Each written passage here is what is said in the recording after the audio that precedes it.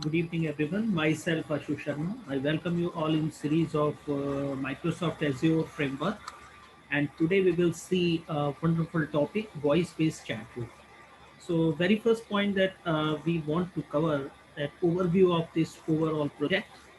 First, that chatbots, as we all know, that are the computer programs that mimic the conversation with people using AI stuff. Here we use natural language processing to make users feel easy, and that is the quality management knowledge base. So basically, when we talk about voice-based chatbot, it means that user send a message through voice, and it converts into text format. And once that is received at the endpoint of bot, and it just revert back in form of text, and then it converts through some speech recognizer into voice form and received by the user. So this is just a vice versa of that text conversion into, you can say, voice conversion into text form, and then text conversion into voice form.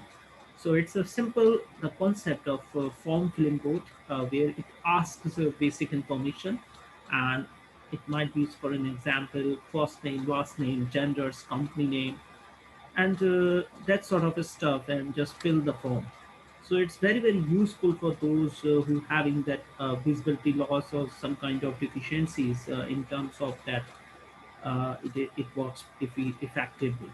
So in this, we use Microsoft framework platform, along with that some coding stuff for C Sharp and ASP.NET. And Azure is very useful. We have that for the deployment of this code, and we use emulator for that all hardware as well as software application and the configuration background.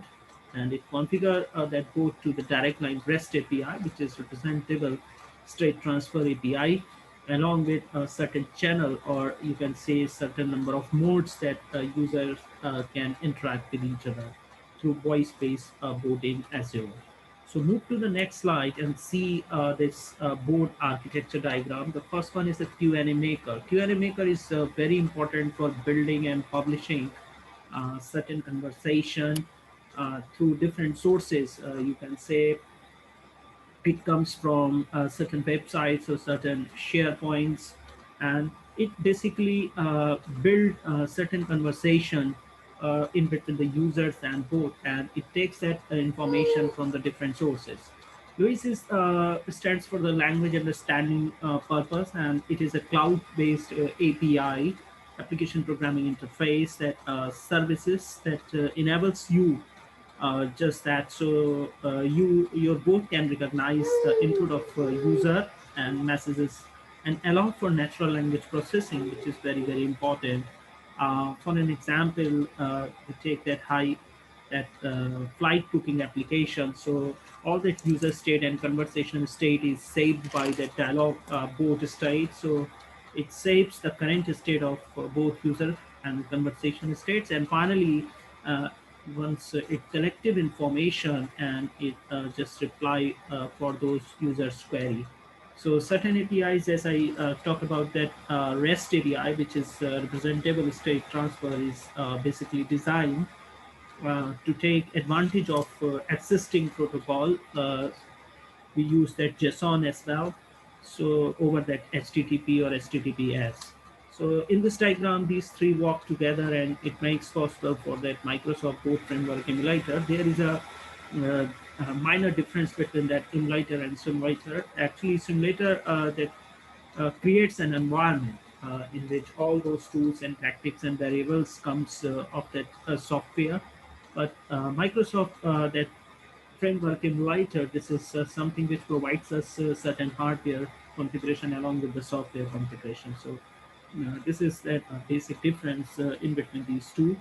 So here we are using that emulator, and then next one is the connector services. So connector services usually connect us with that Microsoft Azure, and along with those channels of medium of communication. So connector services are very important.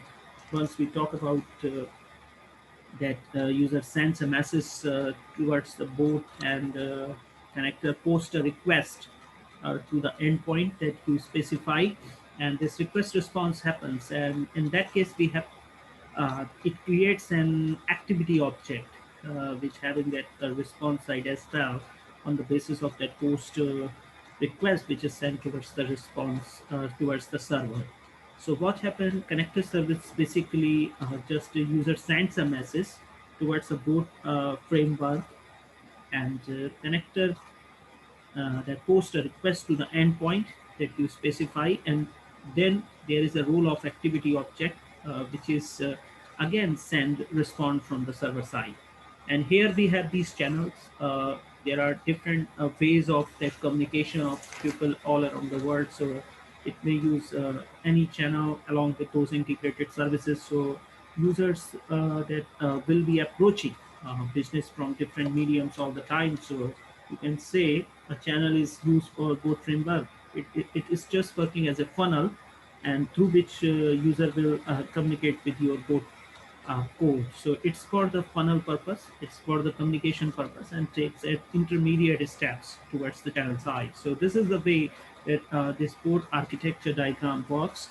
In this overall process, there is a SF speech recognizer, which is a central object, and for managing the speech recognizer process, using this object for the request authorization is very, very important. You have to generate certain access tokens and register your board as well for the authorization purpose. And SF is speech recognizer basically work in this Microsoft Azure and this environment so that it transfer that it converts that text into voice and voice into text, vice versa. So this is the way this whole architecture that work together.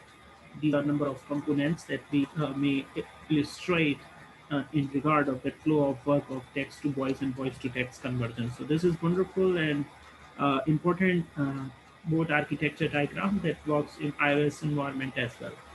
So thank you very much being with me in this session. If you like this video, please subscribe my channel and press the bell icon so you may get the notification of the latest uploaded video. Have a nice day. Thank you.